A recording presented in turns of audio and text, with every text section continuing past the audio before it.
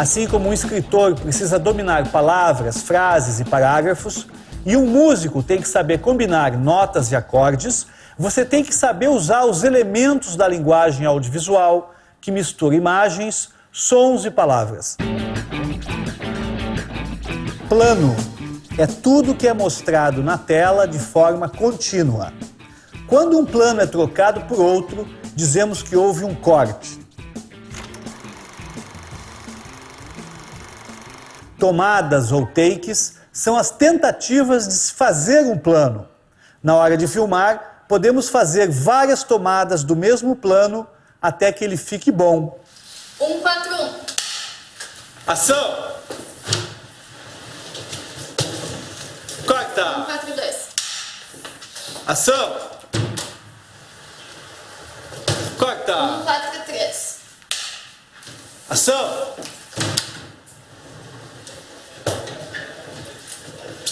Corta! Cena é um conjunto de planos que acontecem no mesmo lugar e no mesmo momento.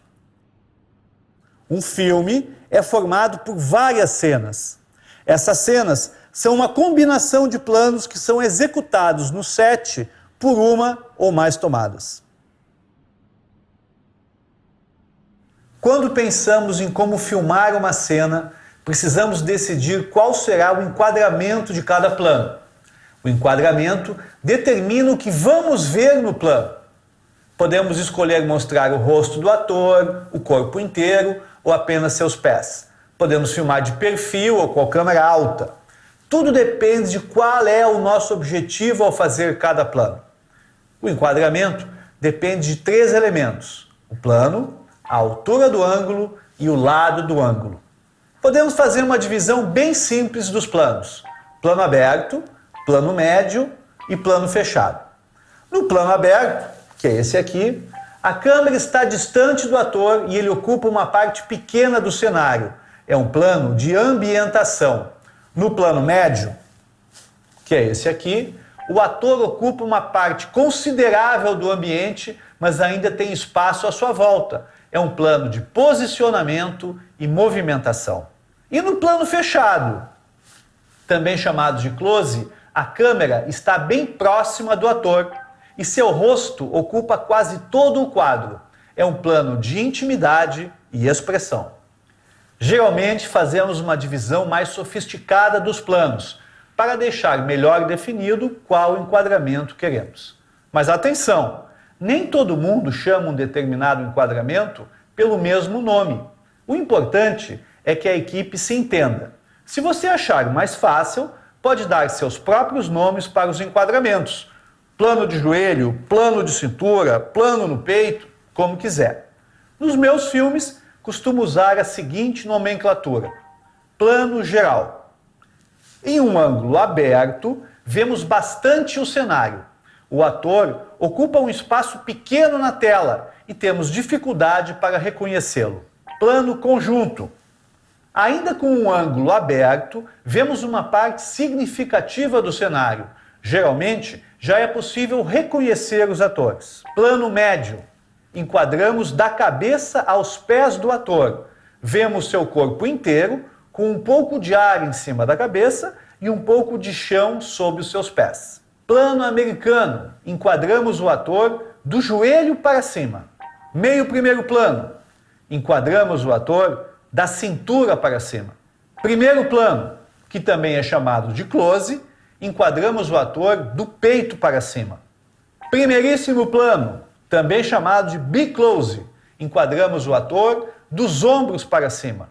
Plano detalhe, enquadramos objetos pequenos, como um livro ou um copo, ou uma parte do corpo, como um olho ou uma boca. Também devemos escolher a altura e o ângulo da câmera. No ângulo normal, a câmera está na altura dos olhos dos atores, como nesta foto. No ângulo plongé, a câmera está alta, voltada para o ator, e o vemos de cima.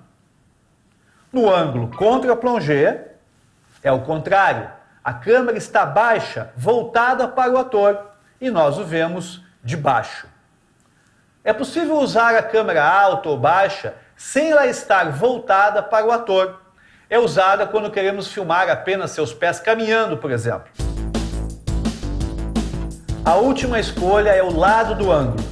A câmera pode estar frontal, como nessa foto aqui, em uma linha reta com o nariz do ator. Ou pode estar em 3/4, quando a câmera está em um ângulo de 45 graus com o nariz do ator. Os 3/4 podem ser filmados pela direita ou pela esquerda. No perfil, a câmera está ao lado do ator, em um ângulo de 90 graus com o seu nariz. Também pode ser feita pela direita ou pela esquerda. E podemos colocar a câmera atrás do ator, como nesta foto, em uma linha reta com a sua nuca.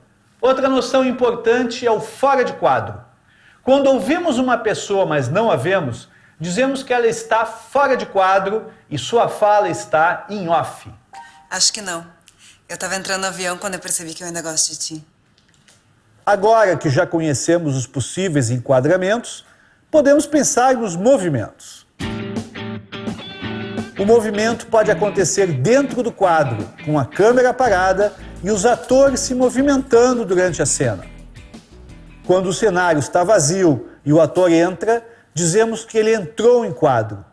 Quando ele sai, dizemos que ele saiu de quadro. O ator também pode se aproximar da câmera ou se afastar da câmera. Além dos atores, a câmera também pode se movimentar durante o plano.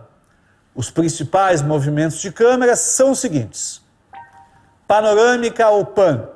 A câmera fixa no seu eixo se movimenta para a esquerda ou para a direita. Tilt. A câmera também fixa no seu eixo se movimenta para cima ou para baixo. Traveling. A câmera se movimenta na mão do operador sobre os trilhos de um traveling ou até numa cadeira de rodas. No traveling out, a câmera se distancia. No traveling in, a câmera se aproxima. E no traveling lateral, a câmera se move em um ângulo paralelo. Por último, podemos ter um movimento de objetiva. Usando uma lente do tipo zoom, modificamos o ângulo visual durante a tomada. Quando fechamos o ângulo, chamamos de zoom in. Quando abrimos o ângulo, chamamos de zoom out. Durante uma cena, é possível variar entre dois níveis da linguagem cinematográfica: o objetivo e o subjetivo. A câmera objetiva simplesmente mostra o que acontece na sua frente. A câmera subjetiva assume o olhar de um dos personagens, adotando o seu ponto de vista. Essa câmera deve simular a posição e os movimentos da pessoa que está observando a cena. Quando um plano mostra quem é o dono do ponto de vista, o chamamos de determinante. Uma questão que sempre traz discussões para o set é o eixo. É importante aprender como usar o eixo para não termos problemas na montagem do filme. O eixo visual é uma linha reta que liga o olhar de dois atores. Quando determinamos o local em que a câmera vai filmar o primeiro plano da cena, estabelecemos duas zonas, a permitida e a proibida. Para manter as direções dos olhares corretas, a câmera deve ficar sempre do mesmo lado do eixo, na zona permitida. Se a câmera passar para o lado errado, na zona proibida, com um enquadramento que mostre apenas o rosto de um ator, pode parecer que ele mudou a direção do seu olhar ou mudou de posição de repente. Esse erro é chamado quebra de eixo. Se você quiser passar para o outro lado do eixo sem quebrá-lo, é só pular o eixo, colocando a câmera na zona proibida, mas mostrando os atores num enquadramento aberto. Assim, o espectador não fica desorientado. A quebra de eixo também pode acontecer em relação ao sentido do movimento, como podemos ver no exemplo a seguir. A atriz está indo sempre para o mesmo lado, mas devido ao posicionamento da câmera, o espectador pode ficar bem confuso.